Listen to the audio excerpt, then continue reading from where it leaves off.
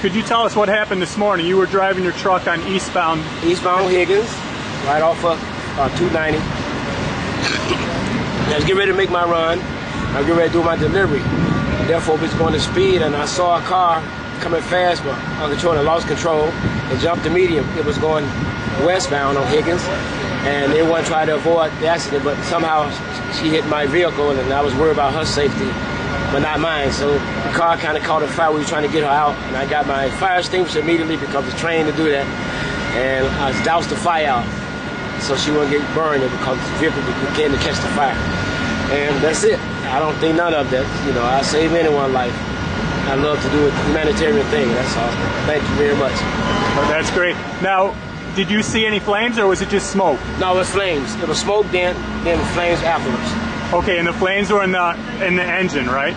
Not inside the car. Right, in the engine. Yeah, underneath the hood by the engine. Well, I started spraying, and first I looked at the fire extinguisher to make sure that it was a fire, that kind of extinguisher. I saw where the fire was coming from, and sprayed it directly on the fire, so it smothered it out, and make sure she was all right. After I did that, I went to the car, asked her was she okay, and I tried to open the door and went to the other side and came back around and did that before the fire department comes. I try to make her feel comfortable until they come. Okay, and the fire department got there right away. Right away. Fast, yeah. Within less than 5 minutes out there. Okay, and tell us if she was saying anything, or did she was moaning because of the pain, and I guess she sustained a neck injury, or her leg I think felt like it said it was broken or some sort. But yeah, I tried to comfort her, and I was talking to her, everything, and then another motorist and myself to make sure she was all right, her safety, you know, that she was not fainting, she was going to, you know, in great pain, that we couldn't help her, so we comforted her by talking to her. Was she able to answer you when you said anything, or she was just... No, she was in kind of excruciating pain. She was moaning. Yeah, and you talked to her after you put the fire out? Yes, I did. So explain how you talked to her after the fire was out, then. Oh, as I put the fire out, I went inside and I was asking, was she okay? You know, was anything broken? You know, was she injured real bad or whatever? And I told her, I put the fire out so we don't have to worry about that right now. And the fire department is on their way.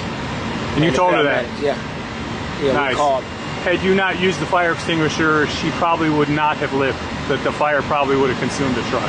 So you probably saved her life. Thank God for that. And God give me the ability. I save a life. I love human beings. I don't care what color they are, what nationality. We all one. And I love people. And I love life. So thank God for me being there. Yeah.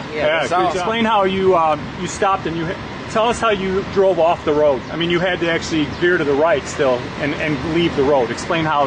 What were you thinking when that happened? Well, when I'm thinking, I tried to avoid it as possible. Mm-hmm. And with my training, whatever, you know, you stab brake, stab brake, stab brake. And so if avoid hit someone else to the left or to the right, well, I stopped at that point when I got in the middle and tried to avoid it, but I couldn't do it because her car was coming so fast, rapidly, and she hit me before I noticed a head-on crash. Yeah. And that's why she hit me. Then the first instinct was to get out and save her.